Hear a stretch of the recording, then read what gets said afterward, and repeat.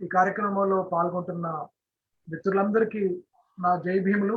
ఇవాళ అస్తిత్వ ఉద్యమాలు కలేకూరి సాహిత్యం అనే అంశం మీద మనం చర్చించుకుందాం. కాషాయ ఫ్యాసిజం ఒక కాల సర్పంలా బుసలగొడుతున్నటువంటి ఈ సంక్లిష్ట పరిస్థితులు, అణగారిన వర్గాల మీద అనునిత్యం దాడులు జరుగుతున్నటువంటి ఈ పరిస్థితుల్లో అంబేద్కర్ భావజాలం మీద నిరంతరము దాడులు జరుగుతున్నటువంటి సందర్భంలో వీటన్నిటిని ఎదుర్కొనే ఒక తాత్విక ఆయుధాన్ని మనకు అందించినటువంటి కలేకూరి ప్రసాద్ని, ఆయన సాహిత్యాన్ని సమీక్షించుకోవడం, ముఖ్యంగా కలేకూరిని ఆయన భాషలో చెప్పాలంటే ఆవాహన చేసుకోవడం. కవుల్ని ఎలా గుర్తించుకోవాలంటే, కవులకు ఎలా నివాళి ప్రకటించాలంటే కలేకూరే చెప్పాడు. చావులేని ఆశయాల ఆవహనే ఆ కవికి మనం అందించే నివాళి. ఆ కవి ప్రబోధించినటువంటి ఆశయాలను మనం ఆవహన చేసుకుని కార్యాచరణలోకి బట్వాడా చేసుకుని ముందడుగు వేస్తే అదే ఆ కవికి నిజమైన నివాళి అని కలేకూరే చెప్పినట్లుగా, ఆయన ఆశయాల్ని మీ అందరి సాక్షిగా ఆవాహన చేసుకోవడం చాలా స్ఫూర్తిదాయకమైనటువంటి విషయం. ఒక మహావృక్షం అనేక మూలాలుగా, అనేక వేర్లుగా దశ దిశలా విస్తరించి జాతికి నీడనిచ్చినట్లుగా కలేకూరి కవిగా, గేయకర్తగా, సాహిత్య విమర్శకుడిగా, రాజకీయ విశ్లేషకుడిగా, అనువాదకునిగా, పాత్రికేయునిగా, సంపాదకునిగా, వక్తగా, ఉద్యమకారునిగా, నాయకుడిగా బహుముఖీన పాత్రలు పోషించి ఆధునిక సాహిత్యం పైన బలమైన చెరగని ముద్ర వేశాడు. అలాగే దళిత బహుజన రాజకీయాలను తీవ్రంగా ప్రభావితం చేశాడు. కేవలం 3 దశాబ్దాల కాలంలో, అతి చిన్న వయసులో ఇంత విస్తృతమైన, తాత్విక బంధురమైన, ప్రభావభరితమైన సాహిత్యాన్ని సృజించిన వాళ్ళు మనకి చాలా తక్కువ, అరుదు, మృగ్యం అని చెప్పవచ్చు. వెతకాలి. అంత బహుముఖీన సాహిత్యాన్ని కలేకూరి సృజించాడు. ఇవాళ మనకు ఒక తాత్విక ఆయుధంగా మనకి అందించాడు. చెరకు గడ పట్టుకుంటే ప్రతి కణుపు తీయగా ఉంటుంది. కలేకూరి కవిత రాసిన, పాట రాసిన, వ్యాసం రాసిన, ఉపన్యాసం చేసిన అంత ప్రభావ భరితంగా ఉంటుంది. దుర్గం సుబ్బారావు అని చెప్పినట్లుగా ఆయన మన కాలపు మహాకవి. ఒక గాలిబ్, అలాగే ఖలీల్ జిబ్రాన్ వాళ్ళ సాహిత్య స్ఫూర్తి ఏకోన్ముఖంగా సంగమిస్తే ఎలా ఉంటుందంటే అది కలేకూరి సాహిత్యంలా ఉంటుంది అన్నాడు దుర్గం సుబ్బారావు అన్న. నిజమే ఆ మాట. ఆయన ఒక అద్భుతమైన చారిత్రాత్మకమైన పాటలని మనకు అందించాడు. కొన్ని పాటల్ని ఆ పార్టీ వాళ్ళు పాడుకుంటారు, కొన్ని పాటల్ని వాళ్ళ మిత్రులు పాడుకుంటారు, కొన్ని పాటల్ని వాళ్ళ వర్గం పాడుకుంటారు. కానీ కొన్ని పాటల్ని కాలమే మైమరచి హం చేస్తుంది. అలాంటి గొప్ప పాటలు రాసినటువంటి కవి కలేకూరి ప్రసాద్. ఆయన పాటల్ని కాలమే మైమరచి హం చేస్తుంది. ఒక రకంగా ఆయన పోరు పాటల పిల్లన గ్రోవి, పీడిత ప్రజల పిల్లన గ్రోవి, పీడిత ప్రజావాణిని 1000 గొంతుకులతో వినిపించినటువంటి మహాసాహితీవేత్త కలేకూరి.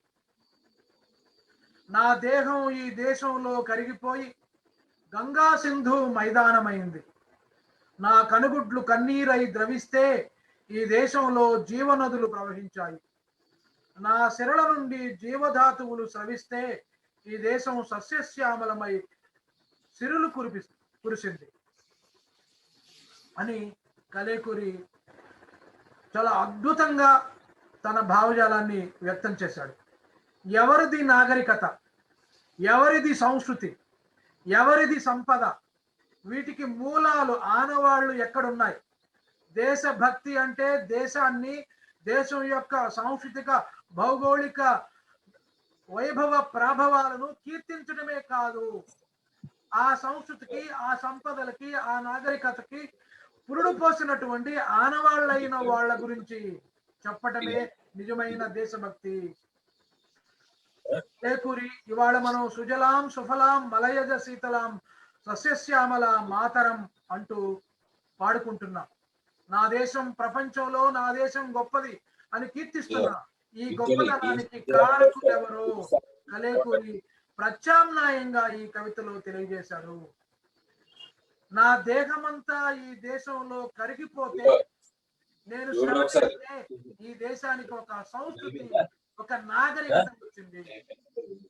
నా కనుగుడ్లు కన్నీరై ద్రవిస్తే ఈ దేశంలో నదులు, ఇవాళ పవిత్రమైన నదులు కృష్ణ, గోదావరి, కావేరి ఇలాంటి నదులు పొంగి ప్రవహించే గొప్ప దేశం నాదని పులకించిపోతున్న ఆ కన్నీరు, ఆ నీరు ఎక్కడి నుంచి వచ్చింది? ఆ కలేకూరి మనకి దాని ఆనవాళ్లు చెప్పాడు. ఈ లోకానికి సంపదలు మిగిల్చేందుకు క్షామాన్ని మింగిన గరళ కంఠుణ్ణి నేను అని చెప్పాడు. ఈ దేశం యొక్క ప్రగతికి నిజమైన ఆనవాళ్లను తెలియజేశాడు కలేకూరి ఈ జాతికి.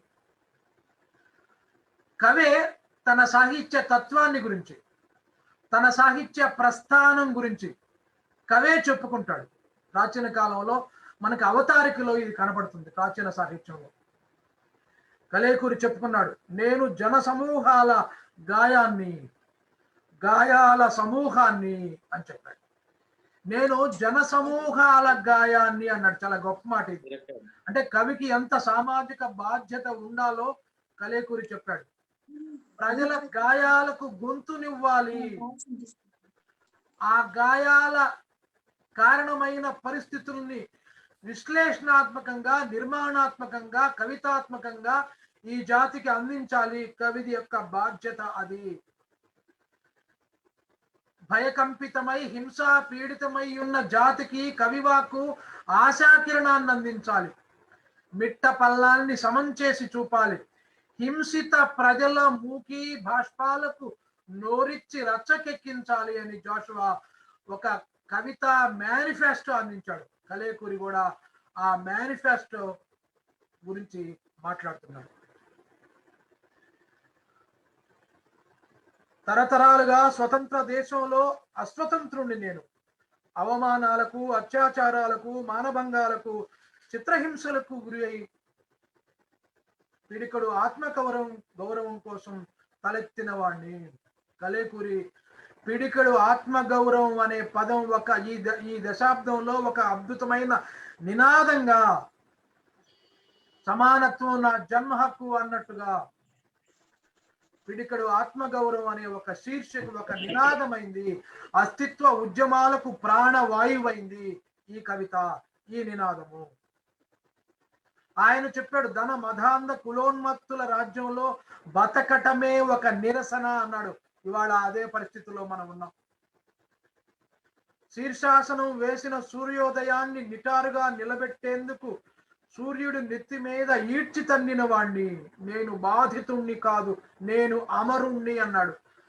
సూర్యుడి నెత్తి మీద ఈడ్చి తన్నటం అంటే సూర్యుడిని ఒక ప్రతీకగా, ఒక మార్గదర్శకమైన ప్రతీకగా, ఐకాన్ గా మన సాహిత్యంలో మనం చూస్తూ ఉన్నాం.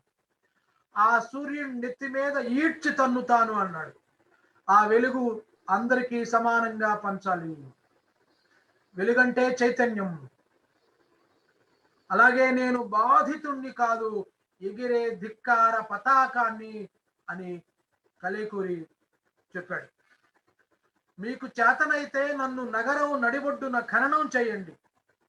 జీవన రవళిని వినిపించే ఎదురు వనాన్నై వికసిస్తాను. నా శవాన్ని ఈ దేశపు ముఖచిత్రంగా ముద్రించండి. చరిత్ర పుటల్లోకి సుందర భవిష్యత్తునై పరివ్యాప్తిస్తాను. మళ్ళీ మళ్ళీ ఈ దేశంలో ప్రభవిస్తాను అన్నాడు. ఇవాళ విప్లవోద్యమంతో పాటు తర్వాత వచ్చిన అస్తిత్వ ఉద్యమాల చైతన్యాన్ని అస్తిత్వ ఉద్యమాల తాత్విక భావజాలాన్ని, అంతర్గతంగా అంబేద్కర్ యొక్క తాత్విక భావజాలాన్ని కలేకూరి ప్రసాద్ అద్భుతంగా కవిత్వీకరించాడు, తన సాహిత్య ఎజెండాలోకి తెచ్చాడు. ఇందాక వినయన్న చెప్పాడు, ఇవాళ అస్తిత్వ ఉద్యమాల దశ దిశ ఏంటి. మనకి 30వ దశకం 1930 ప్రాంతం సాహిత్యంలో ఎంత ప్రాధాన్యత, ఎంత చారిత్రాత్మకమైనదో, హంగ్రీ 30s లాగా 80వ దశకం కూడా యాంగ్రీ 80s అనొచ్చు. 80వ దశకానికి 30వ దశాబ్దానికి ఎంత ప్రాధాన్యత ఉందో సాహిత్యంలో, ఉద్యమాలలో, ఈ యాంగ్రీ 80s అంటే 80వ దశకానికి కూడా అంతే ప్రాధాన్యత ఉంది. ఆర్థిక మాంద్యం లాగానే 80వ దశకం సాంఘిక మాధ్యంలో ఉంది. ఈ దిశలో 80వ దశకంలో అటు దళితవాదం, స్త్రీవాద ఉద్యమాలు పురుడు పోసుకుని తెలుగు సాహిత్యానికి ఒక కొత్త ఎజెండా అందించాయి. విప్లవోద్యమం సాహిత్యం ఎవరి కోసము, ప్రజల కోసము అనే భావాన్ని చాలా గణనీయంగా తీసుకొచ్చింది. సాహిత్యం ప్రజల కోసము, కార్మికుల కోసము, శ్రామికుల కోసము. అయితే ప్రజలు అంటే ఎవరు? ఇది అమూర్త భావన నుంచి ఒక నిర్దిష్టత భావన రావాలి. ప్రజలంటే ఎవరు? వేలం విరిగా కాదు. ప్రజలంటే మేము స్త్రీలు, ప్రజలంటే శ్రామికులంటే దళితులు అనే ఒక నిర్దిష్టత వచ్చింది 80వ దశకంలో స్త్రీవాదం, దళిత ఉద్యమాల తర్వాత బహుజన వాదం, మైనార్టీ వాదం, అలాగే మాదిగ దండోరా వాదం, ఆదివాసీ పోరాటాలు, తెలంగాణ వాదం, ఇవన్నీ కూడా అస్తిత్వ ఉద్యమాలు. దళిత ఉద్యమ కేంద్రంగా, ఆధారంగా, దాని ప్రాతిపదికగా లింగ, కుల, మత, ప్రాంత వివక్షల వ్యతిరేకంగా ఈ అస్తిత్వ ఉద్యమాలు పురుడు పోసుకున్నాయి 80వ దశకం తర్వాత, ముఖ్యంగా దళిత స్త్రీవాదాల తరువాత. కాబట్టి ఈ అస్తిత్వ ఉద్యమాల ప్రభావంతో తెలుగు సాహిత్యం మోర్ డెమోక్రటైజ్ అయింది, ప్రజాస్వామీకరించబడింది తెలుగు సాహిత్యం 80వ దశకం తర్వాత. Professor Kashir Sagar, Marathi poet, literature is committed to the objective of equality, liberty, justice and fraternity అన్నాడు. మా లిటరేచర్, అస్తిత్వ ఉద్యమాల లిటరేచరు, దళిత అణగారిన వర్గాల literature justice, equality, Liberty, fraternity, స్వేచ్ఛ, సమానత్వము, వీటి యొక్క స్వరూపమే మా సాహిత్యము. ముఖ్యంగా రాజ్యాంగ నైతికతకు గొప్ప నిదర్శనం అస్తిత్వ ఉద్యమాల ప్రభావం నుంచి వచ్చిన సాహిత్యం. రాజ్యాంగ నైతికత అనేది అండర్లైన్ పాయింట్. రాజ్యాంగ నైతికతను డిమాండ్ చేశారు అస్తిత్వ ఉద్యమ కవులు. వాళ్ళు ఏం కోరుకోలేదు, ఆదేశ సూత్రాలను, ప్రాథమిక సూత్రాలను డిమాండ్ చేశారు, అదే రాజ్యాంగ నైతికత. కాబట్టి 80వ దశకం తర్వాత సాహిత్యంలో ప్రధానంగా రాజ్యాంగ నైతికతను కోరుకోవడం, రాజ్యాంగ నైతికత పరిరక్షణ దిశగా అడుగులు వేయటం కనబడుతుంది అస్తిత్వ ఉద్యమాల ప్రభావంతో. కాన్స్టిట్యూషన్ మొరాలిటీని కోరుకోవడం, కాన్స్టిట్యూషన్ మొరాలిటీని వాగ్దానం చేయటం మనకు అస్తిత్వ ఉద్యమాల ప్రభావంతో తెలుగు సాహిత్యంలో కనబడుతుంది. అంతకుముందు సాహిత్య ప్రయోజనం విశ్వశ్రేయస్సు, కానీ ఇక్కడ తర్వాత అస్తిత్వ ఉద్యమాల తెచ్చినటువంటి సాహిత్య ప్రయోజనం స్వేచ్ఛ, సమానత్వం. అలంకార శాస్త్రవేత్తలు నిర్దేశించిన సాహిత్య ప్రయోజనం ఆనందం కాదు, బ్రహ్మానందం కాదు, ఇప్పుడు బహుజన ఆనందమే ఇవాళ సాహిత్యపు ఎజెండా మారిపోయింది. విశ్వశ్రేయస్ అంటే స్వేచ్ఛ, సమానత్వం, సౌభ్రాతృత్వం భావజాలంతో ముడిపడి ఉన్న విశ్వ శ్రేయస్సు కోసం సాహిత్యం సృజించబడాలి అనే ఎరుక మనకు కనబడుతుంది. అలాగే సాహిత్యం యొక్క పరమావధి ఆనందం కాదు, అలంకారికులు చెప్పినట్లుగా విముక్తి. ఇలా అస్తిత్వ ఉద్యమాల ప్రభావంతో తెలుగు సాహిత్యం యొక్క దశ దిశ మారిపోయింది. ఒక గుణాత్మకమైనటువంటి నిర్మాణాత్మకమైనటువంటి ప్రజాస్వామికమైనటువంటి మార్పు సాహిత్యంలో చోటు చేసుకుంది. ఇది చాలా కీలకం. 80వ దశకం తర్వాత వచ్చిన సాహిత్యం వేరు, 80వ దశకానికి ముందు ఉన్నటువంటి సాహిత్యం వేరు. 80వ దశకం తర్వాత అస్తిత్వ ఉద్యమాల ప్రభావంతో వచ్చిన సాహిత్యం అనుభవాల్లోంచి, జీవిత సంఘర్షణల్లోంచి బతుకు పేగు తెంచుకొని వచ్చినటువంటి సాహిత్యము. చలసాని ప్రసాద్ ఒక మాట అన్నాడు సాక్షి, బహుశా సాక్షి వ్యాసంలో, ఎప్పుడు చాలా రోజుల క్రితం. గత సాహిత్యము, గత శతాబ్దము శ్రీశ్రీదే, వచ్చే శతాబ్దం కూడా శ్రీశ్రీదే అని చెప్పాడు. శ్రీశ్రీ అభిమానం ఉండొచ్చు, అది దురభిమానంగా మారకూడదు. వచ్చే శతాబ్దం శ్రీశ్రీది అని చెప్పడానికి ఎవరు? చలసాని ప్రసాద్. ఆయన పట్ల గౌరవం ఉంది, ఆయన పరిశోధన పట్ల, శ్రీశ్రీ సాహిత్యం పట్ల నిబద్ధత, ప్రేమ ఉంది. కానీ శ్రీశ్రీని గౌరవిద్దాం. వచ్చే శతాబ్దం అంతా శ్రీశ్రీదంటే ఒప్పుకోము. వచ్చే శతాబ్దము దళిత బహుజన కవులదే. అందుకనే ఈ యుగం మాది అన్నాడు డాక్టర్ కత్తి పద్మనాభ గురువు గారు. ఈ యుగం శ్రీశ్రీది కాదు, ఇంకెవరిది కాదు. ఇది సామూహిక జన చైతన్యానికి సంబంధించినది. ఒక వటవృక్షాలు ఇప్పుడు లేవు సాహిత్యంలో, పూల తోటలు ఉన్నాయి, వటవృక్షాలు కూలిపోయాయి.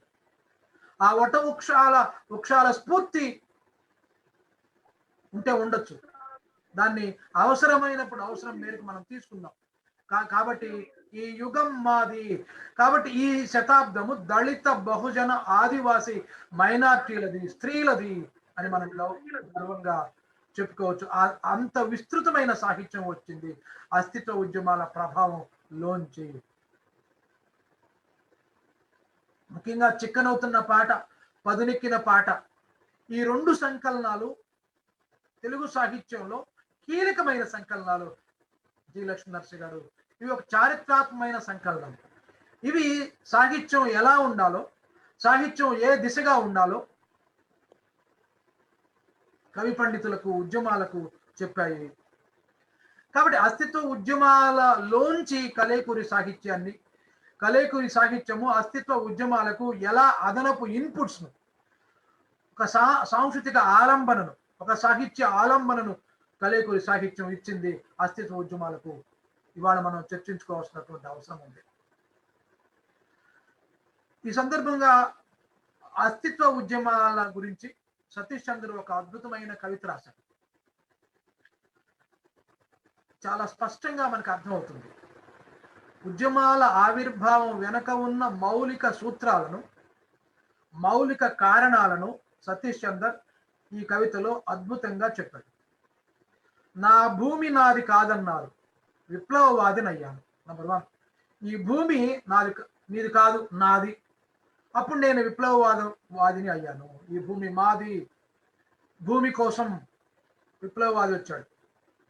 ఈ దేహం నాది కాదన్నారు, స్త్రీవాదినయ్యాను.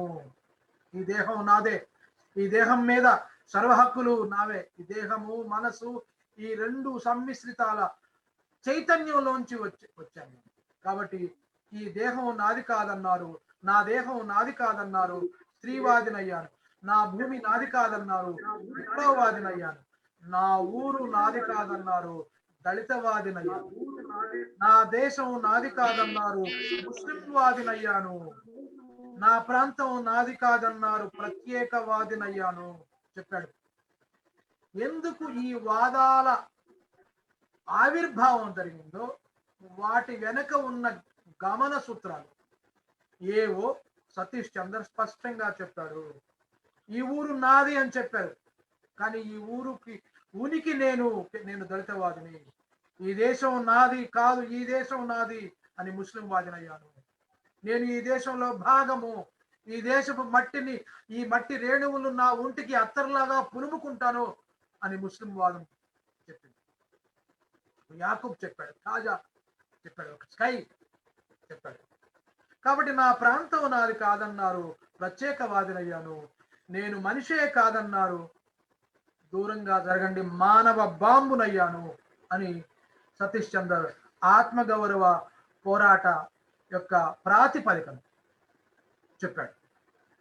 కాబట్టి కలేకూరి ప్రసాద్ తన సాహిత్యం ద్వారా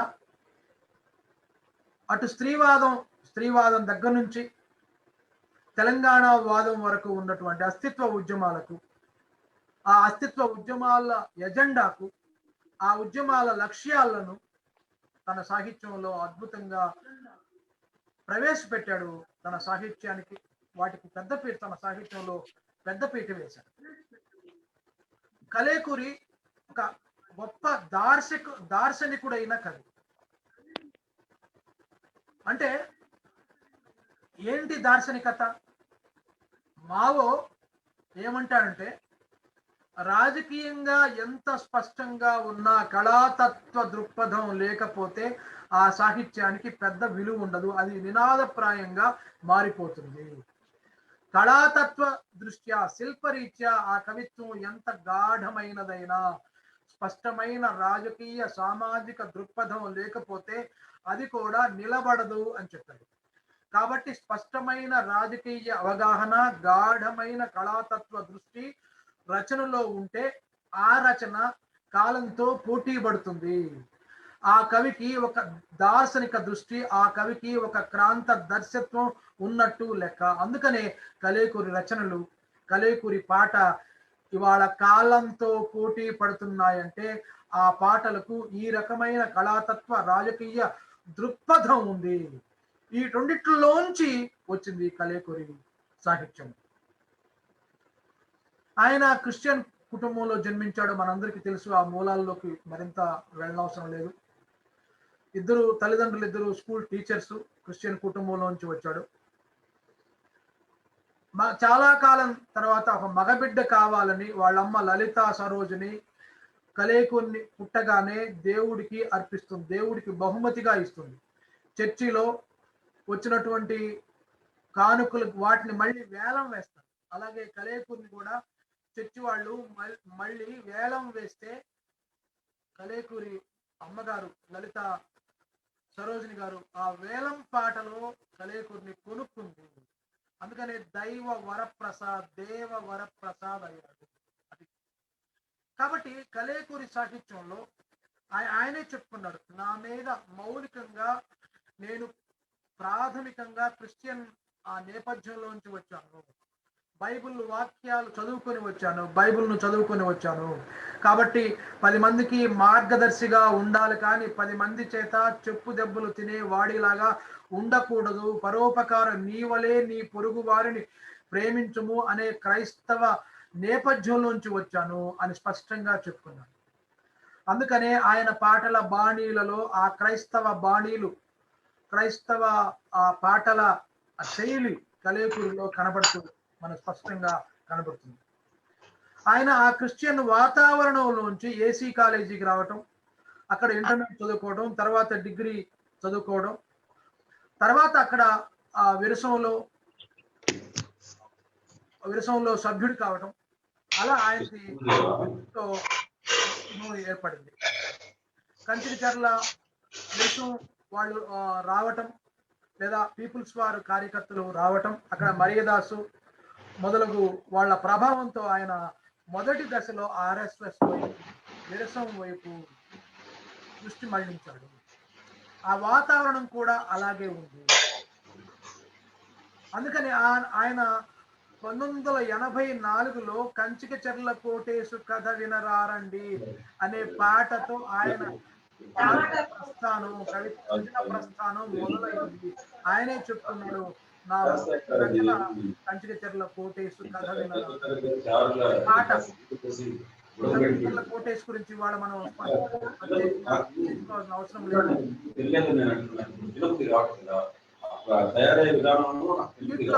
మిత్రులారా వీటిలో ఉండండి, ఎవరో మాట్లాడుతున్నారు.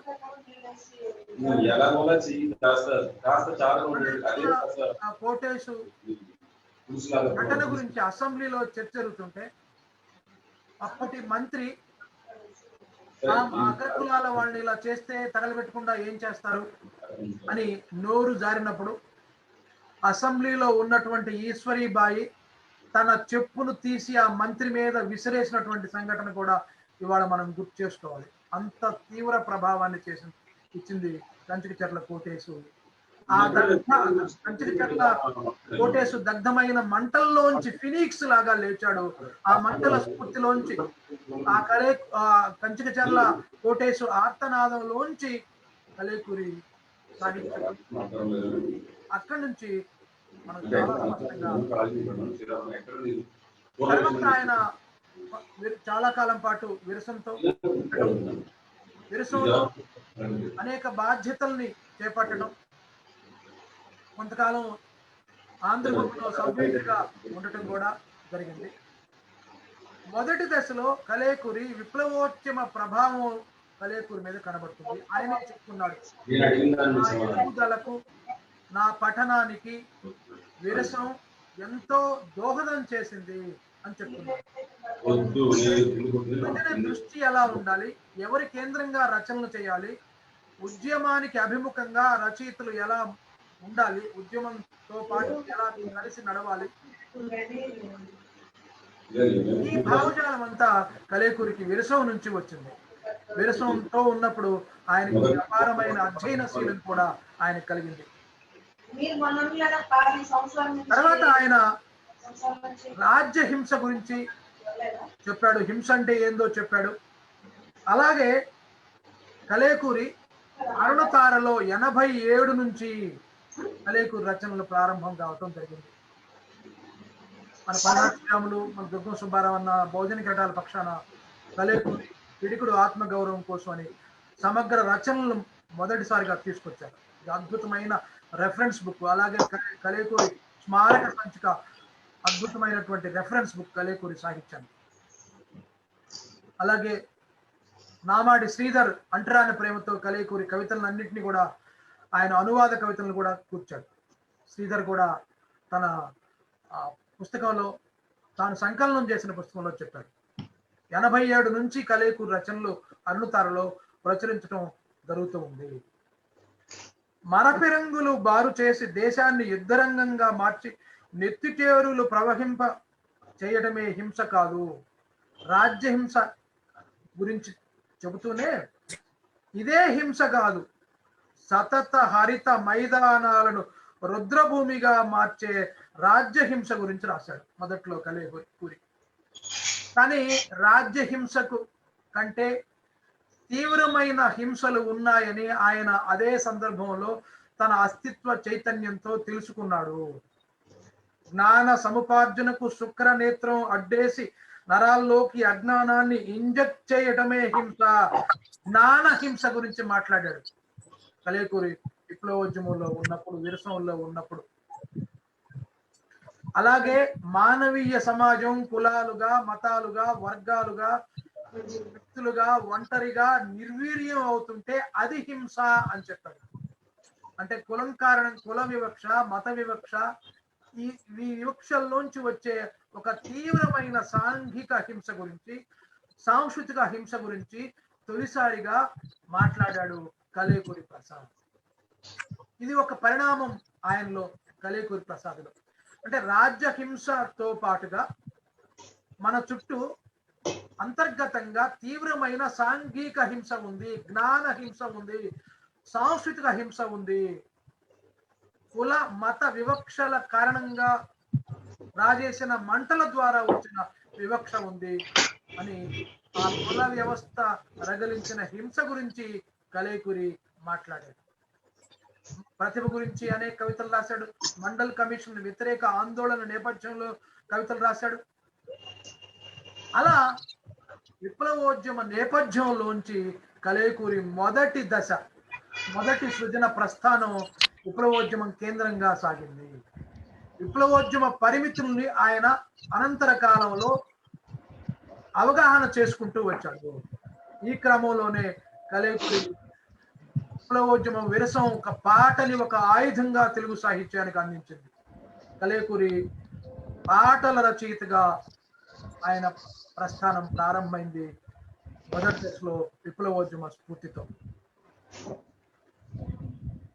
ఆయన ఉద్యమ గీతాలను రచించటంలో, అంటే సంఘటన యొక్క రాజకీయాలను విశ్లేషిస్తూ బాధితుల యొక్క భావోద్వేగాలను సమీక్షిస్తూ ఉద్యమ గీతాలను రచించడంలో తక్షణ ప్రభావాన్ని వేసేటువంటి ఉద్యమ గీతాలను రచించడంలో కలేకురి ఒక చారిత్రాత్మకమైన పాత్ర పోషించాడు.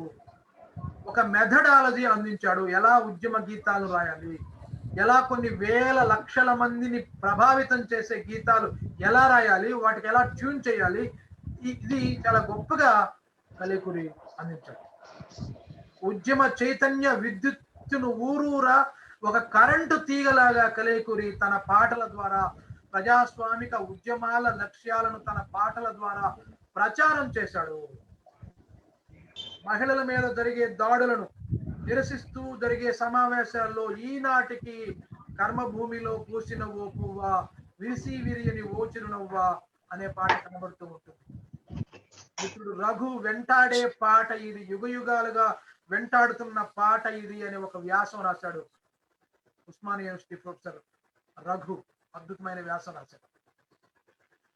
కాబట్టి ఒక వీటిని ఈ పాట ద్వారా, అంటే వచన కవిత్వం యొక్క ఆ శిల్పగత అంశాలని పాటలోకి ఎలా బట్వాడా చేయాలి, పాటకు ఒక కావ్య గౌరవాన్ని ఎలా ఇవ్వాలి, పాటకు ఒక కళాతత్వ దృష్టిని కళాతత్వ దృష్టితో పాటను ఎలా పునర్నిర్మించాలో కలేకురి చెప్పారు ఆయన పాటల ద్వారా. చాలా పాటలు ప్రజా గీతాలు, ప్రజానాట్య మండలి కానీ, జననాట్య మండలి కానీ, తర్వాత మిగతా అరుణోదయ కానీ, అలాగే బహుజన కళామండలి కానీ, తర్వాత అనేక కళామండలు పాటలు ఆ తక్షణ చైతన్యాన్ని కలిగించడం కోసం ఆసుగా రాసినవి కాబట్టి వాటిల్లో రాజకీయ నినాదాలు ఉంటాయి, కవితా శిల్పం తక్కువ ఉంటుంది. కానీ కలేకురి గొప్ప రాజకీయ స్పృహతో కవితా విలువలున్న పాటను రాశాడు. పాట కవితాత్మకంగా ఎలా రాయాలో చెప్పాడు. శివసాగర్ స్ఫూర్తి కావచ్చు, గద్దర్ తనకంటే ముందున్నటువంటి గద్దర్ స్ఫూర్తి కావచ్చు. పాటలో పొయిట్రీ జాలువారుతుంది.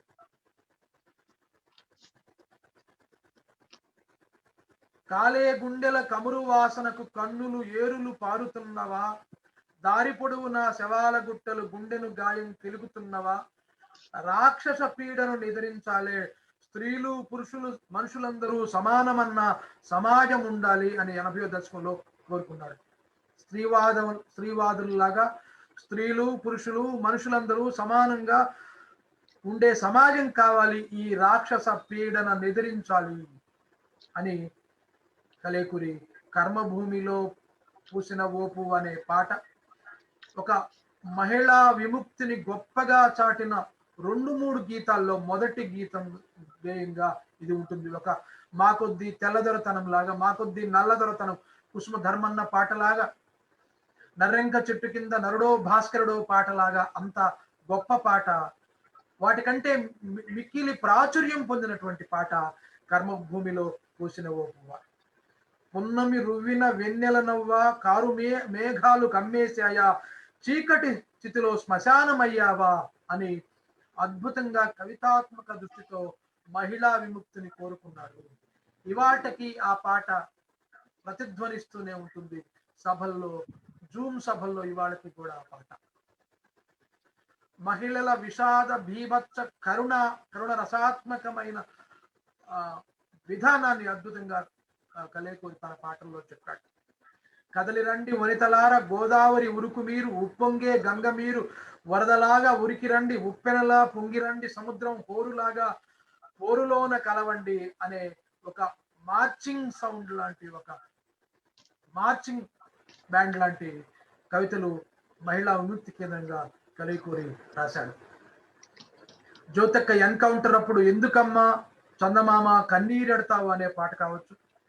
కన్నీరే కత్తులు చేసి అందివ్వాలమ్మా, కన్నీరు కార్చొద్దు, కన్నీరునే ఘనీభవింపజేసి కత్తిగా మార్చాలి, ఈ వ్యవస్థను తెగనరకాలి అనే పోరాట స్ఫూర్తిని విప్లవోద్యమ నేపథ్యం నుంచి కలేకురి మొదట రాశాడు. తర్వాత కలేకురి విరసానికి దూరం కావడం, మనకి విశాఖ విద్యార్థుల కరపత్రం ఎలా రచయితల్ని పోలరైజ్ చేసిందో, అభినయ రచయితల్ని, తెలుగు సాహిత్యంలోని రచయితల్ని విశాఖ విద్యార్థుల శ్రీ శ్రీ స్మృతి సభలో విశాఖ విద్యార్థులు అందించినటువంటి పంచినటువంటి కరపత్రం రచయితలను పోలరైజ్ చేసింది. అలా దళిత మహాసభ సామాజిక ఉద్యమాల స్థితిని మార్చివేసింది. సామాజిక ఉద్యమాలు ఏ దిశగా నడవాలో, పౌర హక్కుల మానవ హక్కుల ఉద్యమాలు ఎలా సాగాలో, వామపక్ష ఉద్యమాలు ఎలా నడవాలో దళిత మహాసభ ఒక ఐకాన్ లాగా వాటికి దారి చూపించింది దళిత మహాసభ. కాబట్టి దళిత మహాసభ మేనిఫెస్టో డాక్టర్ కత్తి పద్మారావు గారు కావచ్చు, తారకం గారు కావచ్చు, వీళ్ళు అందించినటువంటి మేనిఫెస్టో కారంచేడు తర్వాత రచయితల్ని ఒక విశాఖ విద్యార్థుల కరపత్రం లాగా పోలరైజ్ చేసింది. దళిత మహాసభ మేనిఫెస్టో వచ్చిన తర్వాత పూర్తిగా సామాజిక ఉద్యమాల ఎజెండా, సాహిత్య ఎజెండా మారిపోయింది. అప్పటి వరకు విప్లవోద్యమంలో, వామపక్ష ఉద్యమాల్లో, వివిధ పోరాటాల్లో భాగస్వాములుగా ఉన్నటువంటి శివసాగర్ కావచ్చు, బిఎస్ రాములు కావచ్చు, కంచె ఐలీ కావచ్చు, సాంబశివరావు కావచ్చు, ఇంగిలాల కావచ్చు, వీళ్ళందరూ తమ మూలాలను, తమ అస్తిత్వ చైతన్యాన్ని, తమ అరుణ ప్రస్థానాన్ని విడిచి కారంచేడు చూపించిన వెలుగు బాటలో, వెలుగు దివిటీల వెలుగుల్లో ఆత్మగౌరవ పోరాటంలోకి వాళ్ళు మరలారు. అరుణ ప్రస్థానం నుంచి ఆత్మగౌరవ ప్రస్థానం వైపు, ముఖ్యంగా ఆయా ఉద్యమాల్లో ఉన్నటువంటి దళిత బహుజన శక్తులందరూ కూడా ఆత్మగౌరవ పోరాటం వైపు వచ్చారు. తమ మూలాల అస్తిత్వ చైతన్యాన్ని తెలుసుకున్నారు. తాము అప్పటి వరకు ప్రయాణించినటువంటి అరుణ ప్రస్థాన పరిమితులను అర్థం చేసుకున్నారు. దానితో అసలు నిజమైన వాస్తవికత ఏంటో తెలుసుకున్నారు. వర్గ స్పృహ అంటే కులస్పృహ, కుల నిర్మూలన పోరాట ఎరుక అవసరము అని దళిత మహాసభ మేనిఫెస్టో తర్వాత అంబేద్కర్ రచనలో ఆ దశకంలోనే, అంటే 90వ దశకంలో ఇంచుమించుగా తెలుగులోకి అనువాదం రావటం, విశ్వవిద్యాలయాల్లో ఉండేటువంటి మొదటి తరం విద్యార్థులు, పరిశోధకులు అంబేద్కర్ రచనలను చదువుకోవడం, వివిధ ఉద్యమాల్లో, అంబేద్కర్ యువజన సంఘాల్లో, అంబేద్కర్ సంఘాల్లో పనిచేస్తున్న కార్యకర్తలందరూ ఏకోన్ముఖంగా దళిత మహాసభ ఎజెండాతో అంబేద్కర్ బాటలోకి ప్రయాణించడం జరిగింది. ఈ క్రమంలో కలేకూరి అరుణ ప్రస్థానం నుంచి ఆత్మగౌరవ ప్రస్థానం వైపు మళ్ళాడు. కారంచేడు ఒగ్గు కథ విరసంలో ఉన్నప్పుడు రాసినప్పటికీ కూడా కారంచేడు ఒగ్గు కథ ఒక ప్రయోగాత్మకమైన ఒగ్గు కథ. తెలంగాణ ఒగ్గు కథల బాణీలతో కారంచేడు దుర్ఘటన యొక్క రాజకీయాలను ఎండగడుతూ రాశాడు. మా అందరికీ తెలుసు. అలాగే పల్లె పల్లెలో నా దళిత కోయిల, దళితాకాశపు ధృవతార, కుమిలిపోయినా నలిగిపోయినా, అలాంటి పాటలన్నీ కూడా మనకు తెలుసు. చాలా కరుణ రసాత్మకంగా, అంతర్గతంగా ఉంటూనే ఒక పోరాట చైతన్యాన్ని ఆ పాటలు వాగ్దానం చేశారు. అలా కలేకూరి అరుణ ప్రస్థానం నుంచి, విప్లవోద్యమంలోంచి దళిత ఉద్యమం వైపు వచ్చాడు. దాని కారణం ఆయన డాక్టర్ కత్తి పద్మారావు గారితో కలిసి ఉండటం, దళిత రాజ్యంలో కొంతకాలం పనిచేయటం, దళిత మహాసభలో అనేక హోదాల్లో దుర్గం సుబ్బారావుతో పాటు పనిచేయటం, ఇవన్నీ కూడా కారణాలు కావచ్చు. కలేకూరి గొప్ప పని చేశాడు.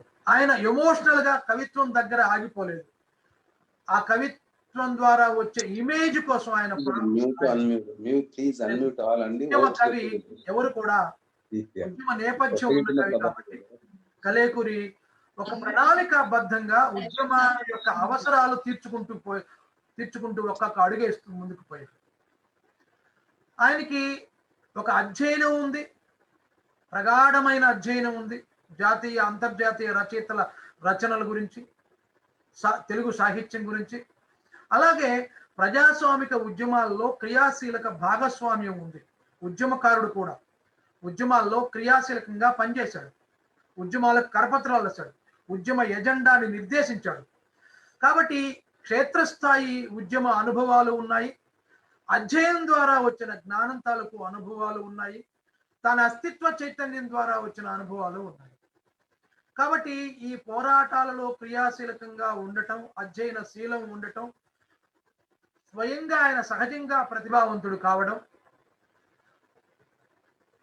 అణగారిన వర్గాల్లోంచి రావడం, ఈ కారణాలు అన్నింటి వలన కలేకూరి ఒక ఉద్యమ కవిగా, ఒక ఉద్యమ దార్శనికుడుగా మనకు కనబడతాడు.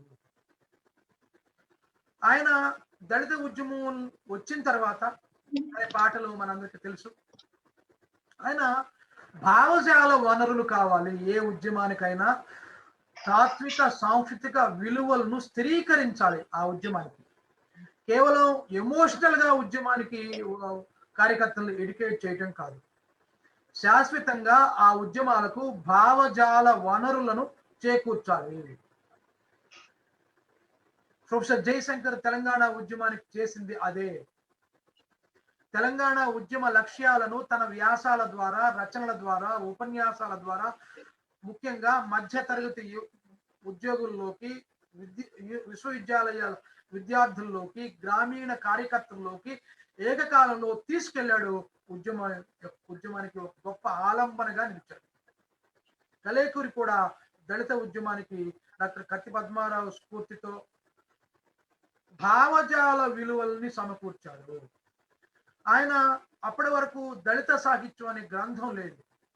అప్పటి వరకు మనకు నిర్దిష్టమైనటువంటి కుసుమ ధర్మన్న దగ్గర నుంచి, మాలవాండ్ర పాట దగ్గర నుంచి, కారంచేడు వరకు వచ్చినటువంటి దళిత రచయితల లేదా దళిత ఆ రోజుల్లో హరిజన స్పృహతో రాసిన రచయితల వివరాలు ఉన్నాయి. కానీ ఒక పరిణామ క్రమంలో ఈ కుల నిర్మూలన భావధార 1910 నుంచి కారంచేడు వరకు ఎలా సాగింది, సామాజిక ఉద్యమాల కేంద్రంగా అనేది నిర్దిష్టంగా లేదు అప్పటి వరకు. కలేకూరి దళిత స్త్రీ సాహిత్య పరిషత్, లీలా కుమారి గారు, దుర్గం సుబ్బారావు గారు ఏర్పరిచినటువంటి దళిత స్త్రీ సాహిత్య పరిషత్ 93లోనే దళిత స్త్రీ సాహిత్య పరిషత్ ఏర్పాటు చేశారు. విజన్ అది. అంటే నాయకత్వంలోకి దళిత స్త్రీలు రావాలి. 93 అంటే దళిత స్త్రీవాదం కంటే ముందే దళిత స్త్రీ సాహిత్య పరిషత్ 93లోనే స్థాపించి దళిత సాహిత్యం అనే పుస్తకం కలేకూరి రాస్తే దాన్ని ప్రచురించాడు. ఇది ఒక గొప్ప ప్రయత్నం. ఏం చేశాడు కలేకూరి?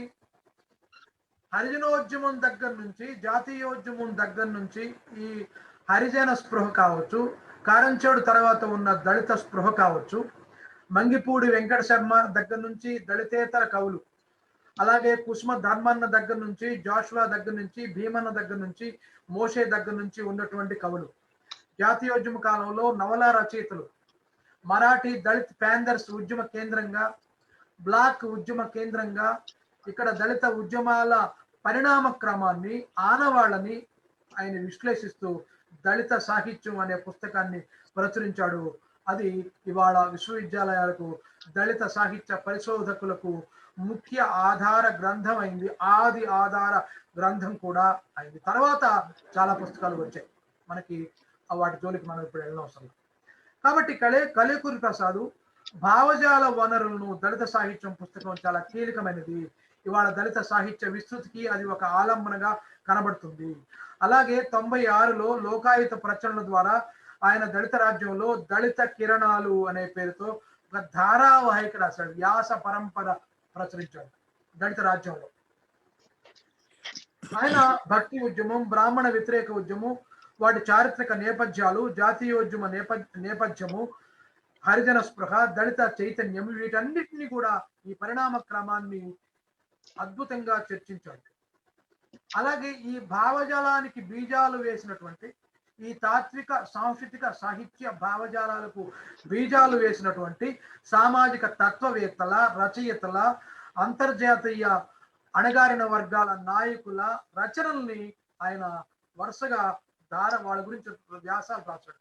కబీరు, బుద్ధుడు, జ్యోతిరావు ఫూలే, సావిత్రిబాయి ఫూలే, నారాయణ గురు, పెరియారు, అంబేద్కర్. అంతకుముందు సావిత్రిబాయి ఫూలే, జ్యోతిరావు ఫూలే, పెరియారు వాళ్ళ గురించిన ప్రస్తావన, సమగ్ర వ్యాసాలు లేవు.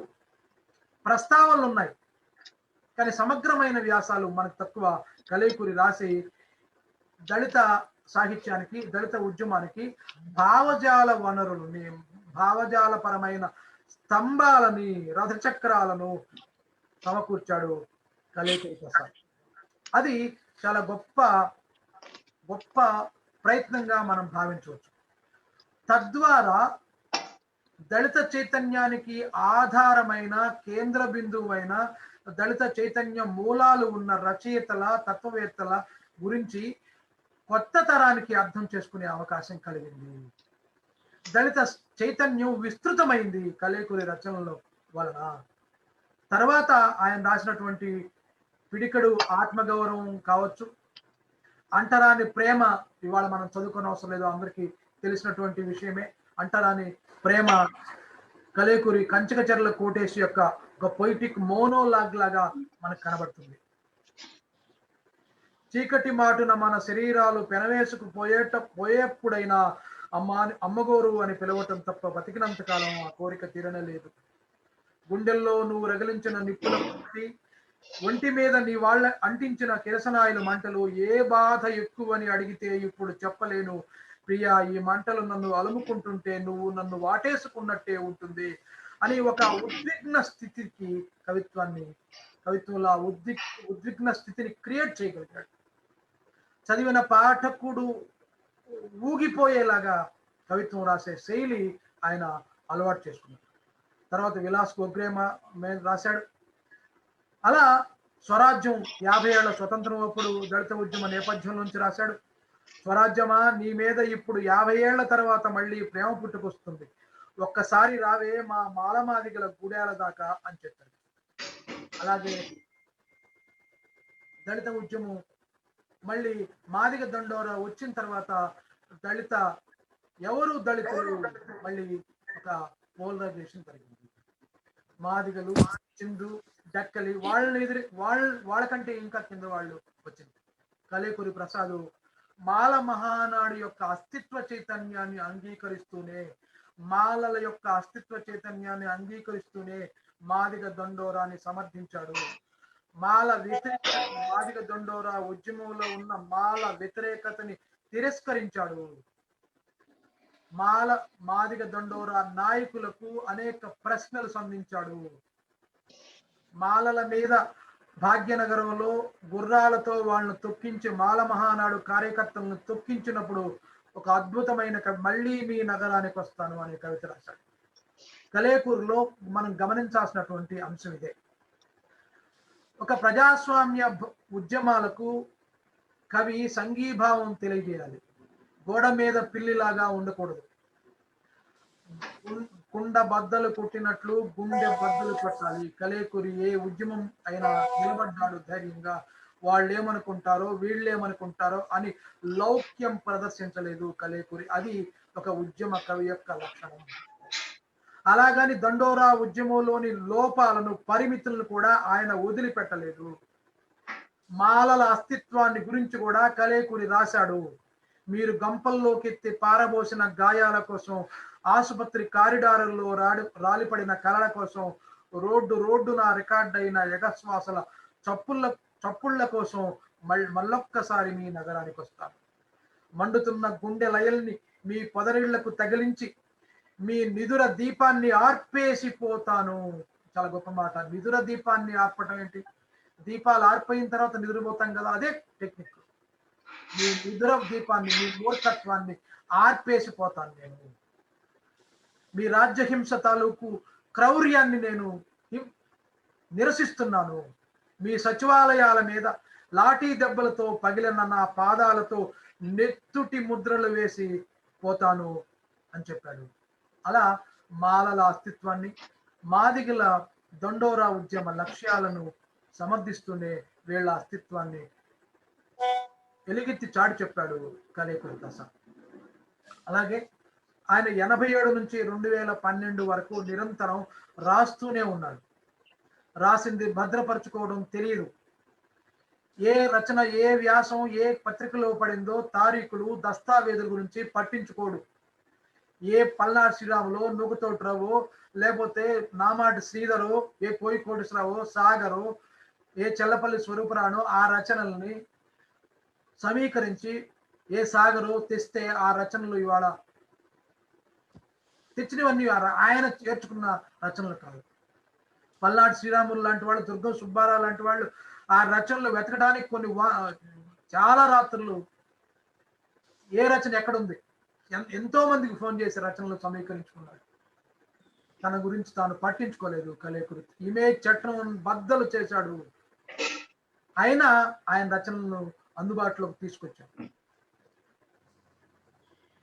ఆయన నిరంతరం రాస్తూ ఉన్నాడు అని చెప్పడానికి లక్ష్మీపేట సంఘటన తరువాత లక్ష్మీపేట గురించి ఒక పుస్తకం వేస్తూ విల్సన్ సుధాకర్ ఆ పుస్తకాన్ని ప్రచురిస్తానంటే నేను ఫోన్ చేస్తే ఆరోగ్యం బాగలేకపోయినా ఆయన ఫోన్లో కవిత డిక్టేట్ చేశాడు. కోబలి అనే కవిత, పాసుగా కవితని డిక్టేట్ చేశాడు.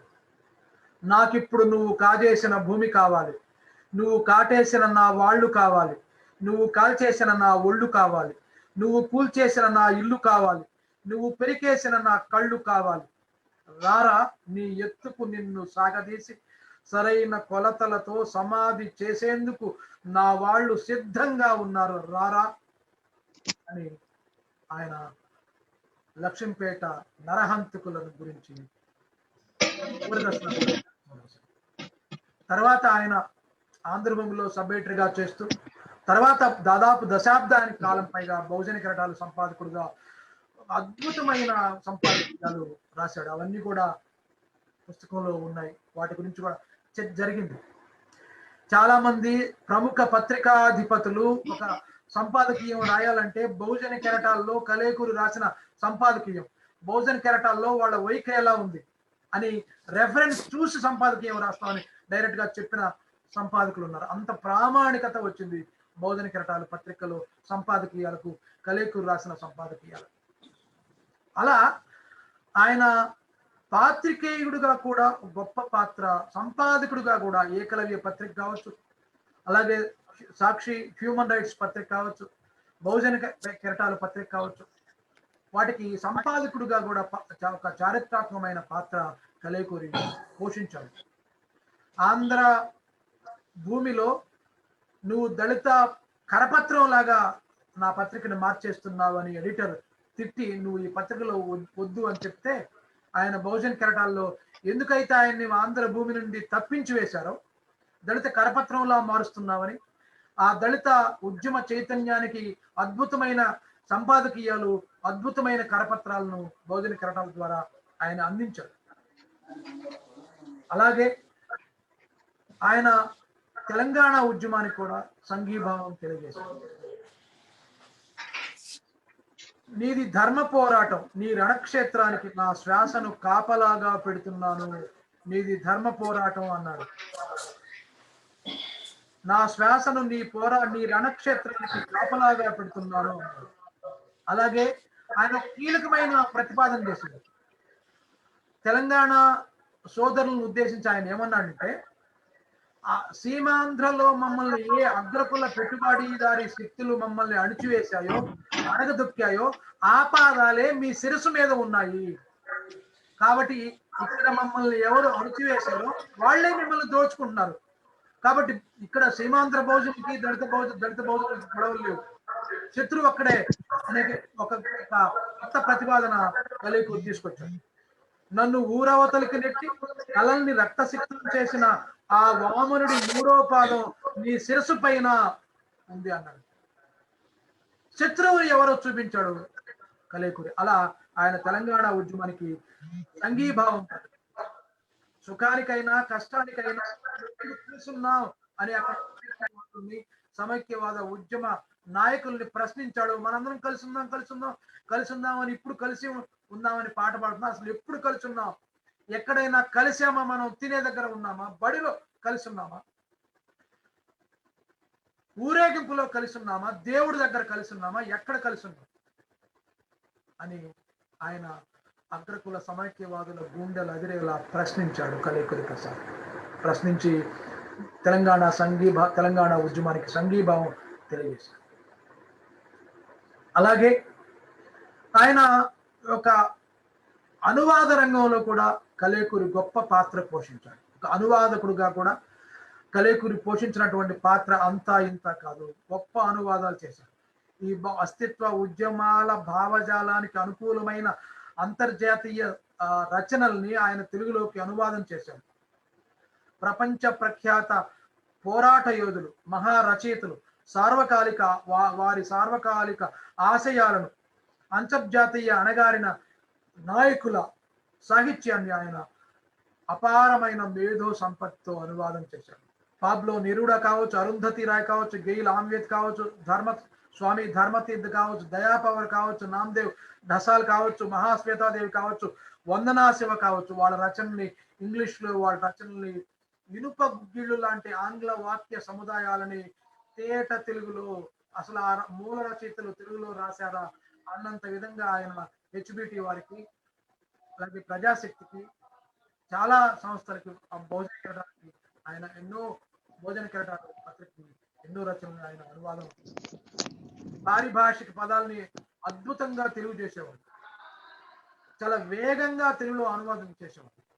మనకి సోవియట్ యూనియన్ అనువాద రచనలు చదివినా, మార్క్సిజం తెలుగు అనువాద రచనలు చదివినా 15 సార్లు 20 సార్లు చదివినా అర్థం కావు. రాసేదాకా వారికి, రాసినాక వారికి అర్థం కావు. కలేకూరి అనువాదం స్పష్టంగా మనకి అర్థమవుతుంది. అనువాద రచనలు ఆయన ఒక రోల్ మోడల్ లాగా మనకు కనబడతాడు. పాబ్లో నెరూడాని అనువాదం చేశాడు, దయాపవార్ని వాళ్ళ కవితలని అనువాదం చేశాడు. అలా అనువాదంలో కూడా ఆ రచనలన్నీ కూడా ఇవాళ మనకు టైం లేదు, ఇప్పటికే గంట దాటింది. ఒక 10 నిమిషాల్లో నేను నా ఉపన్యాసాన్ని ముగిస్తాను కుదించుకొని. తర్వాత ఈ మిత్రులు ఏమన్నా ప్రశ్నలు అయితే మనం వాటి గురించి చూద్దాం. అలా కలేకూరి అనువాదంలో కూడా, అంటే ఆయన డిగ్రీ వరకు చదువుకున్నాడు, డిగ్రీ కూడా డిస్కంటిన్యూ చేశాడు. క్రిస్టియన్ నేపథ్యంలో నుంచి వచ్చాడు కాబట్టి ఆయన 26, 27 ఏళ్ల వయసులో, 30 ఏళ్ల వయసులోనే పెద్ద పెద్ద ఉద్గ్రంథాలను, మహాశ్వేతాదేవి, అరుంధతి రాయ్, పాబ్లో నెరూడా లాంటి రచనలను అలవోకగా అనువాదం చేశాడు. వాళ్ళ నవలల్ని, వాళ్ళ ఆత్మకథలు వాళ్ళ అస్తిత్వ ఉద్యమాలకు ఎంతో ఉత్ప్రేరకంగా నిలుస్తాయి.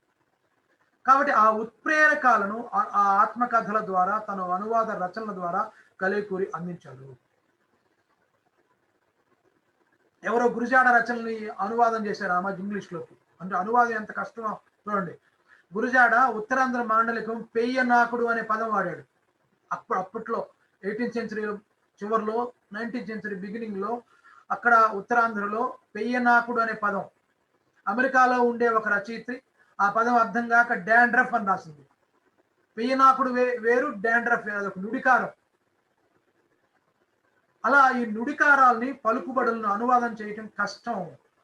ఆ 2 భాషలకు సంబంధించినటువంటి సామాజిక చారిత్రక వాతావరణంతో పరిచయం ఉండాలి. ముఖ్యంగా పారిభాషిక పదాలతో పరిచయం ఉంటే కానీ చేయలేరు కలేకూరి. అలాగే గురజాడ పెళ్ళిళ్ళు గిళ్ళిళ్ళు అనే పదం వాడాడు.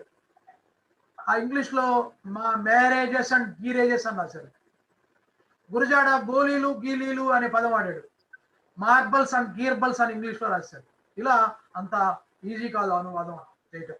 అలా కలేకూరి అనువాద రచయితగా కూడా ఒక చారిత్రాత్మకమైన పాత్ర పోషించాడు.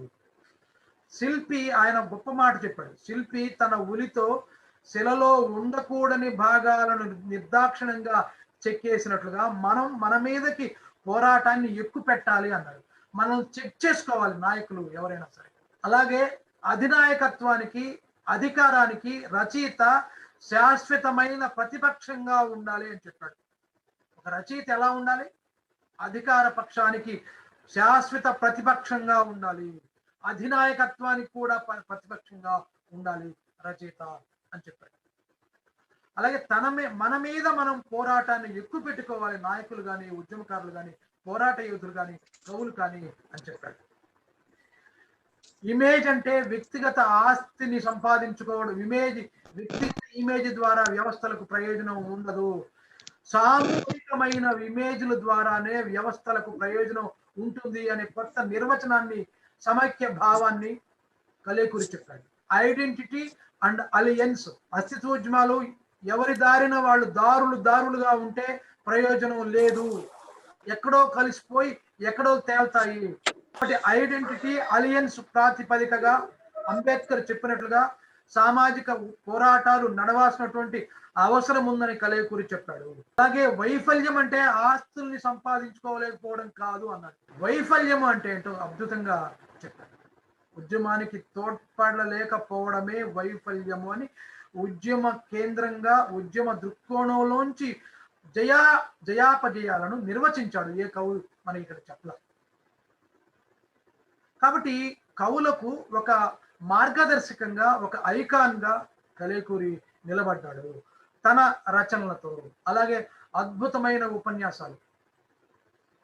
ఉపన్యాసం కూడా వ్యాసం లాగా ఉంటుంది. ఒక కవితతో ఒక ఉద్విగ్నమైన కవితతో మొదలుపెట్టి ఒక పొయిటిక్ మోనోలాగ్ లాగా ఉంటుంది ఆయన ఉపన్యాసం. అలా కలేకూరి ప్రపంచీకరణ నేపథ్యంలో అంబేద్కర్ యొక్క ప్రాసంగికతను అద్భుతంగా నిరూపించాడు. ఇది కలేకూరి చేసినటువంటి మరొక గొప్ప పని. అంబేద్కర్ మీద ఒకవైపు అరుణ శౌరి లాంటి వాళ్ళు, అటు పీపుల్స్ వార్ నుంచి వెంకట్రావు డాక్యుమెంట్, గణపతి లాంటి వాళ్ళు అంబేద్కర్ లిబరల్ బుర్జీవా, అంబేద్కర్ సామ్రాజ్యవాద శక్తులకు తొత్తుగా ఉన్నాడు అని అనేక నీలాప నిందలు వేసినప్పుడు కలేకూరి వాటిని తిప్పికొట్టాడు. వెంకట్రావు డాక్యుమెంట్ కి సమాధానం చెప్పాడు. వామపక్షవాదులు కులాన్ని వర్గాన్ని గురించి ప్రశ్న వేసినప్పుడు కులం తాలూకు ప్రశ్నను తప్పించుకోవడం కోసం వాళ్ళు సౌకర్యవంతంగా తప్పించుకోవాలని చూస్తూ ఉన్నారు, అందుకే ఇలాంటి అబండాలు వేస్తున్నారు అని చెప్పాడు. అటు బీజేపీ మతోన్మాద ఎజెండాకి, అటు ప్రపంచీకరణ క్యాపిటలిస్ట్ ఎజెండాకి పుట్టిన అక్రమ సంతానం అరుణ శౌరి అని చెప్పాడు. ఇవాళ కలేకూరి అంబేద్కర్ చెప్పినట్టుగా నాకు ఆగర్భ శత్రువులు ఇద్దరు, బ్రాహ్మణిజం, క్యాపిటలిజం. అవే ఇవాళ రూపాలు మారినాయి. హిందూ సామ్రాజ్యవాదం అమెరికన్ సామ్రాజ్యవాదం అయింది, ఇంకొకటి ఎలాగ బ్రాహ్మణిజం. వీటి కేంద్రంగా పోరాటం చేసే ఒక తాత్విక దిశానిర్దేశాన్ని కలేకూరి రచనల ద్వారా మనకు అందించాడు. అలాగే ఆయన బుద్ధుణ్ణి మనం పోగొట్టుకోవడం ద్వారా వేల ఏళ్ల పాటు చీకటి సొరంగాల్లో పోయాము, ఇవాళ అంబేద్కర్ని వదులుకుంటే అదే గతి మనకు పడుతుంది అని చెప్పాడు. జగమంతా అంబేద్కర్ అన్నారు. జగమంతా అంబేద్కర్ మయం, అంతా రామమయం కాదు, అంతా భీమమయం అని సంపాదకీయాల్లో రాశాడు. ప్రతి సంపాదకీయం ఒక శీర్షిక, ఒక అద్భుతమైన కవితా వాక్యం లాగా ఉంటుంది. చాలా ఉన్నాయి. కాబట్టి బుద్ధుడు, అశోకుడు, అంబేద్కరు, కాన్షీరాం, ఈ 4 స్తంభాల ఎజెండా ఒక రాజకీయ ఎజెండాని సెట్ చేశాడు కలేకూరి. ఈ ఎజెండాలో ముందుకు నడవాల్సిన అవసరం ఉందని ఆయన స్పష్టంగా దళిత కవులకు, సామాజిక ఉద్యమకర్తలకు, అస్తిత్వ ఉద్యమాల కవులకు దిశానిర్దేశం చేశాడు. కాబట్టి ఆయన నా మీద మొదటి దశలో మార్క్సిజం ప్రభావం ఉన్న మాట నిజమే. అనంతర పరిణామ క్రమంలో నేను కుల నిర్మూలన పోరాటం యొక్క ఆవశ్యకతను తెలుసుకున్నాను, ఆ ఆవశ్యకత వైపు నేను మొగ్గు చూపాను అని ఆయన అంబేద్కర్ మీద అనేక వ్యాసాలు, అనేక కవితలు, అమ్మా అంబేద్కర్ అనే కవిత, చూపుడువే అలాంటి కవితలు కలేకూరి రాశారు. అంబేద్కర్ ని విమర్శించి మీరేం సాధించారు అని చెప్పారు అని ఆయన వామపక్షవాదుల్ని ప్రశ్నించాడు. అలా కలేకూరి ఈ బౌద్ధం అంబేద్కరిజాల ప్రాసంగికతను అద్భుతంగా తన రచనల ద్వారా నిరూపించాడు. అది కలేకూరి చేసినటువంటి గొప్ప పని. ఆయన చివరి దశలో ఆయన ఎన్జిఓ ఆర్గనైజేషన్స్ లో పనిచేశాడు. మానవ హక్కుల సాక్షి, మానవ హక్కుల దాంట్లో పనిచేశాడు. అలాగే మానవ హక్కుల వేదిక సాక్షి పక్షాన దర్బన్లో జరిగే సదస్సుకు వెళ్ళాడు. అక్కడ ఫెడరల్ కాస్ట్రో కలేకూరి రూపొందించినటువంటి డాక్యుమెంట్స్, నామాల బాలస్వామి అని మహబూబ్నగర్ లో అతని మీద దాడి జరిగినప్పుడు ఆ సంఘటన తాలూకు విశేషాల్ని, కుల వివక్ష ఆనవాళ్ళని ఆయన అద్భుతంగా డాక్యుమెంట్ లాగా రూపొందిస్తే ఆ విజన్ చూసి ఫెడరల్ కాస్ట్రో, ఇన్నాళ్ళు మేము భారతదేశం అంటే గాంధీ దేశం అనుకుంటున్నాము, ఇది మనువు దేశమా అని ఫెడరల్ కాస్ట్రో ఆశ్చర్యపోయాడు. కాస్ట్రోని కూడా, అంతర్జాతీయ నాయకుడైన ఫెడరల్ కాస్ట్రోని కూడా ప్రభావితం చేయగలిగిన స్థాయికి కలేకూరి భారతదేశం యొక్క సామాజిక వాస్తవిక స్వరూపాన్ని, దాని మూలాలను, దాని స్థితిగతుల్ని అంతర్జాతీయ స్థాయికి తీసుకెళ్ళగలిగాడు కలీకూరి ప్రసాద్. మహబూబ్ నగర్ లో వెలుగు ప్రాజెక్టులో అనేక మంది గ్రామీణ అభివృద్ధిలో పాలు పంచుకుంటున్న కార్యకర్తలకు శిక్షణ ఇచ్చాడు. అంటే క్షేత్రస్థాయిలో గ్రామాల్లో విశేషాలను ఆయన తెలుసుకున్నాడు వెలుగులో ఉన్నప్పుడు. అలాగే వాళ్ళకి శిక్షణ ఇచ్చాడు. ఈ విశేషాల్లోంచి ఆయన సాహిత్యం వచ్చింది. ఆయన కీర్తి ప్రతిష్టల్ని బద్ధ శత్రువులుగా భావించాడు. ఒక నిర్మాణంలో ఒదిగిపోయేవాడు కాదు. ఓపికతో రాసి పారేయటం తప్ప వాటిని భద్రపరచుకోవడం ఆయనకి, కలేకూరికి తెలియదు. ఆ రకంగా ఆయన చివరి వరకు అలాగే ఒక బైరాగిలాగా జీవించాడు. బహుజన అస్తిత్వ ఉద్యమాల రహదారులను స్థిరీకరించాడు. అంబేద్కరిజంలోని అనేక అంశాలను ఆయన, వాటికి సరళ సుందర భాష్య ఆయన తన రచనల్లో, వ్యాసాల్లో కలేకూరి అద్భుతంగా తెలియజేశారు. అలాగే ఆయన ప్రతి శీర్షిక అద్భుతంగా ఉంటుంది. ఆయన మానవత్వం కోసం నారుబోసిన కబీర్, అలాగే నాస్తిక నాయకుడు రామకృష్ణ గురించి మనిషితనం తప్ప ఏమీ ఎరుగని ఒట్టి చేతల మనిషి. ఆ వాక్యంలోనే ఆయన మూర్తిమత్వం మొత్తం తెలుస్తుంది. ఆ నాయకుడు, ఆ రచయిత, ఆ ఉద్యమ యోధుడు. చిముకుర్తి నాగేశ్వరరావు గురించి 4వ హరిశ్చంద్రుడు ఇక లేడు అంటాడు. సినీ నటి సౌందర్య అకాల మరణాన్ని గ్లామర్ రాజకీయాలకు బలైన సౌందర్యం అంటాడు. కంచి పీఠాధిపతి జయేంద్ర సరస్వతిపై హత్యారోపణ నేపథ్యంలో హంతక ముఠాలు అన్నాడు. నల్లజాతి విప్లవ రచయిత గూగి పైన దాడి జరిగినప్పుడు నల్ల సూర్యుడి గుండె గాయపడింది అన్నాడు. అలాగే ప్రపంచ గుండెల్ని కొల్లగొట్టిన కవి పాబ్లో నెరూడా, సద్దాం హుసేన్ పట్టుబడ్డ దాన్ని ఆయన ఉన్న ఆ ఒక్కడు పట్టుబడిపోయాడు అని సద్దాం హుసేన్ గురించి రాశాడు. అలాగే ఆయన్ని ఉరి తీసినప్పుడు కాలం వీరులకే సలాం చేస్తుంది, ఎవరికి సలాం చేస్తుంది. అలాగే పాలస్తీనా విమోచన నాయకుడు అరాఫత్ గురించి, అరాఫత్ అసలు పేరు ప్రేమ పోరాటం అని చెప్పారు. అలాగే అనేక అంశాల మీద ఆయన ఒక తాత్విక దార్శనిక దృష్టితో కూడినటువంటి శీర్షికలు పెట్టడంలో కలేకూరి గొప్ప సిద్ధహస్తుడు. ఇలా కలేకూరి ఒక అనువాదకుడుగా ఇవాళ ఆయన రచనలు మనకి అందుబాటులో ఉన్నాయి. పిడికడు ఆత్మగౌరవం పోరాటం కోసం, పిడికడు ఆత్మగౌరవం కోసం అని కలేకూరి ప్రసాద్ రచనలు బహుజన కిరటాలు ప్రచురించింది. అలాగే ఆయన స్మారక సంచిక ఎవరికి తలవంచని నేటి తరం హీరో అని ఆయన స్మారక సంచిక బహుజన కిరటాలు ప్రచురించింది. అలాగే అంటరాని ప్రేమ పేరుతో నామాటి శ్రీధర్ ఆయన కవితల్ని సేకరించి, ఆయన అనువాద కవితల్ని, చాలా మందికి తెలియనటువంటి చాలా కవితల్ని సేకరించి ఆయన చేశాడు. అలాగే కలేకూరి విమర్శకుడుగా కూడా ఒక జాషువాని గురించి, ఒక గోరటి వెంకన్న గురించి, ఒక చెల్లపల్లి స్వరూపురాణి గురించి, ఒక నేతల ప్రతాప్ కుమార్ గురించి, వాళ్ళ సాహిత్య స్థితిగతుల గురించి, వాళ్ళ సాహిత్యంతో మిగతా రాష్ట్రాల్లో ఉన్న, దేశాల్లో ఉన్న రచయితలతో వాళ్ళ సాహిత్యాన్ని తులనాత్మకంగా పరిశీలిస్తూ రాశాడు. బాంబుల అంకమ్మ గురించి రాశాడు, సద్దాం హుసేన్ గురించి రాశాడు, గుగి గురించి రాశాడు, గోరటి వెంకన్న గురించి రాశాడు, జాషువా గురించి రాశాడు, విలాస్ గోగ్రాయ్ గురించి రాశాడు. అలా కళాకారులు, పోరాట యోధులు, కవులు, రచయితలు, ఉద్యమకారులు, జాతీయ అంతర్జాతీయ స్థాయిలో ఉన్న వీళ్ళ గురించి అనేక ప్రామాణికమైన క్లాసిక్స్ లాంటి రచనలు కలేకూరి చేశాడు. కలేకూరిని మనం స్మరించుకోవడం అంటే ఈ బహుముఖీన ప్రస్థానాల ఏకోన్ముఖంగా కలేకూరి సాహిత్య దర్శనం, ఆయన సాహిత్య ప్రస్థానాన్ని మనం తెలుసుకోవచ్చు.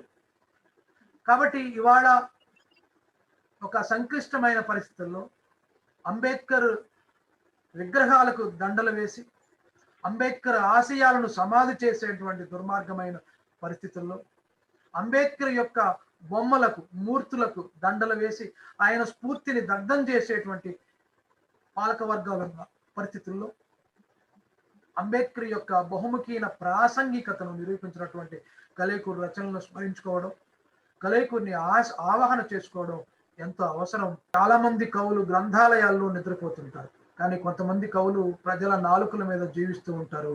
కాలంతో పోటీపడి వాళ్ళు ప్రతిధ్వనిస్తూ ఉంటారు. అలాంటి కాలంతో సమాంతరంగా సాగుతున్నటువంటి అద్భుతమైన స్ఫూర్తి కలేకూరి ఈ జాతికి అందించాడు. కాన్షీరాం రాజకీయ స్ఫూర్తిని, మాయావతి రాజ్యాధికార ఎరుకను ఆయన కీర్తించాడు. అది ఒక రోల్ మోడల్ గా ఉండాలని చెప్పాడు. అది ఇంకా ఆయన రాజకీయ ప్రస్థానం, ఆయన వ్యాసం ఎత్తుగడ ఎలా ఉంటుందో చాలా అంశాలు మనం చెప్పుకోవచ్చు. ఈ రకంగా కలేకూరిని మన్నం చేసుకుంటూ ఆయన్ని కాలంతో పోటీపడి నిలిచేటువంటి ఒక మహాకవిగా, దార్శనికుడుగా భావిస్తూ మరొకసారి ఆయన నివాళులర్పిస్తున్నాను మీ అందరి సాక్షిగా. ఈ కార్యక్రమాన్ని వీక్షిస్తున్న కలేకూరి యొక్క అస్తిత్వ ఉద్యమాలు, కలేకూరి సాహిత్యం విశ్లేషణ గురించి వింటున్నటువంటి మీ అందరికీ మరొకసారి మనసారా జయభీములు ప్రకటిస్తూ ఆయన తాత్విక కార్యాచరణ వైపు మళ్ళా ముందడుగు వేయాల్సినటువంటి అవసరం ఉందని తెలియజేస్తూ ఈ మంచి కార్యక్రమాన్ని ఏర్పాటు చేసినటువంటి సామాజిక పరివర్తన కేంద్రం కలేకూరి కూడా, కలేకూరి సాహిత్యం గురించి ఒక్క మాటలో చెప్పాలంటే ఆయన కూడా సెంటర్ ఫర్ సోషల్ రెవల్యూషన్ సామాజిక పరివర్తన కేంద్రం కూడా కలేకూరి. ఆ సంస్థల పేరులోనే కలేకూరి సాహిత్య తీరు కనబడుతుంది. కాబట్టి అలాంటి సామాజిక పరివర్తన కేంద్రం అయినటువంటి, సాహిత్య పరివర్తన కేంద్రం అయినటువంటి కలేకూరికి స్మరించుకునే అవకాశం కల్పించిన అన్న వినయ్ కుమార్ గారికి, దుర్గం సుబ్బారావు గారికి, ఈ కార్యక్రమంలో పాల్గొన్నటువంటి మిత్రులు, రచయితలు, కళాకారులు, కార్యకర్తలు, కలేకూరి అభిమానులు అందరికీ మరొకసారి జై భీములు పేరు పేరున.